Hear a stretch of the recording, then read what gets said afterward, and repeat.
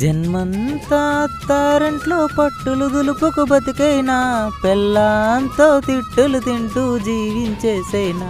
ఏండి ఏండి వెళ్ళి ఆవు పంచకం తీసుకురండి. పంచా పంచ కాదండి, పంచకం అంటే ఆవు. దాంతో ఏముండుతావు బుజ్జే? దాంతో వండడానికి కాదండి, ఇంట్లో చల్లడానికి. ఇంట్లో జల్లితే కొంప కొట్టుద్ది. తప్పండి, అలా అనకూడదు. చంపేసుకోండి. ఇంట్లో చల్లితే మంచిది. త్వరగా వెళ్ళి తీసుకురండి. అమ్మా, నువ్వు పంచకంతో పాయసం చేసుకో, పేడ కలిపి కల్లాపు చల్లుకో, నాకెందుకు.